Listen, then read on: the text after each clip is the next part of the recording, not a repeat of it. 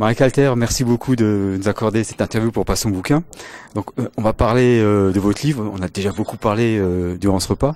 Et la première question, le truc qui vient en premier, c'est comment se fait-il que personne ne connaisse Birobidzjan alors qu'on sait que c'est le premier État juif, enfin depuis très très longtemps en tout cas, et qu'en plus pendant la Deuxième Guerre mondiale, vous l'expliquez très bien, beaucoup de Juifs sont venus se réfugier ici pour fuir le nazisme. Et comment se fait-il qu'on n'a pas entendu parler de ça? Mais votre question est pertinente. Il y a comme ça des événements, des lieux à travers le monde qui échappent au récit de l'histoire. Pas l'histoire, puisqu'elles font partie de l'histoire, mais au récit. Oui, ça, beaucoup de gens connaissaient ces projets staliniens d'envoyer tous les Juifs en Sibérie dans une sorte de république autonome où le yiddish, ma langue maternelle, devait devenir la langue officielle. Beaucoup, y compris moi, nous ne savions pas que cette république existait encore.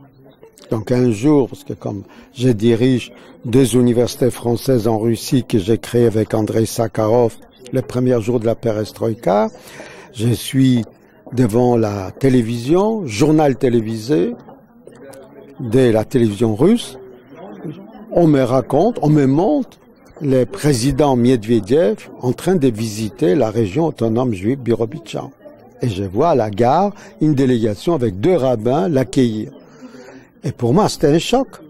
Même moi, qui suis quand même un petit peu les affaires du monde, c'était un choc.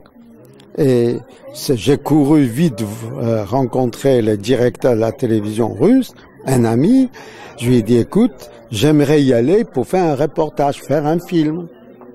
Et c'est comme ça que j'ai redécouvert en vrai cette région qui existe toujours et que la plupart des gens à travers le monde ne connaissent pas.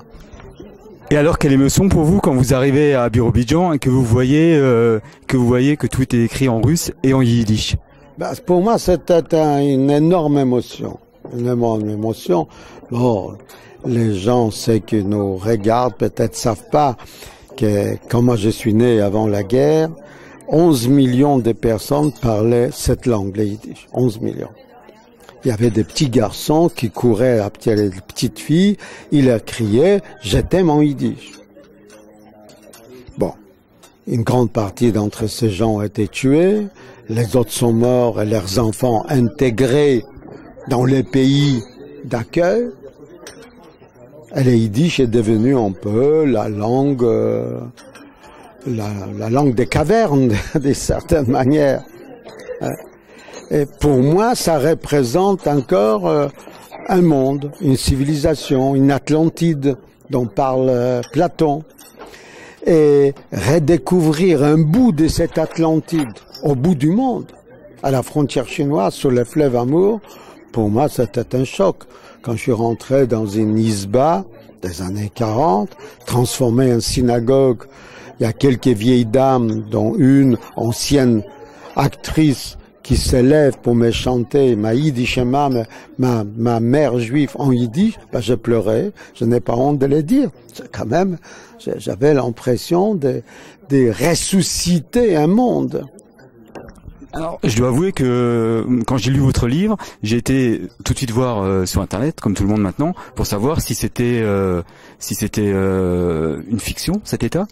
Alors évidemment, j'avais pas fini le livre parce qu'à la fin vous l'expliquez bien, mais quand j'ai fini, donc j'étais persuadé de l'existence. Est-ce que au sein même d'Israël actuellement, est-ce que les gens connaissent ça? Est-ce que les gens connaissent cette histoire ou c'est complètement enfui?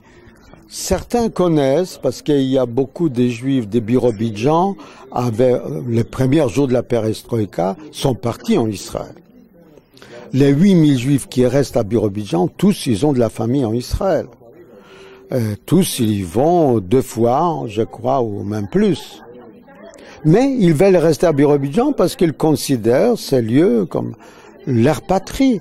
Leurs parents ont construit ça dans les marécages.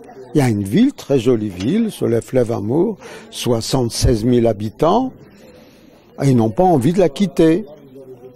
Ils ont leur situation, ils font des affaires avec les Chinois, à 30 km de là, Et est-ce qu'en Israël, on connaît vraiment? Je ne suis pas sûr. C'est très drôle votre question parce que je viens de recevoir il y a 3 jours un email d'Israël, de la Cinémathèque de Jérusalem, en me demandant si je pouvais venir montrer mon film en Israël. Surtout que pour les Birobidjanais, Israël est une réalité. On regarde vers Israël. Mais les non-juifs des Birobidjan sont fiers de vivre dans une république juive. Et les Russes qui aiment bien la vodka, ils préfèrent la vodka cachère parce qu'ils trouvent que si c'est fait par les Juifs, elle est meilleure.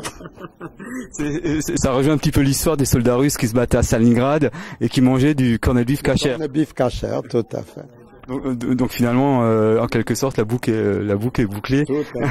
Écoutez, merci beaucoup pour cette interview. Je sais que vous n'avez pas beaucoup de temps. Ces 5 minutes étaient très précieuses. On est très fiers d'avoir pu vous questionner. Et puis peut-être une autre fois qu'on aura plus de temps. Certainement. Merci beaucoup, Marek Alter. Merci. La proclamation de cette République autonome juive a suscité un vrai enthousiasme parmi les Juifs à travers le monde.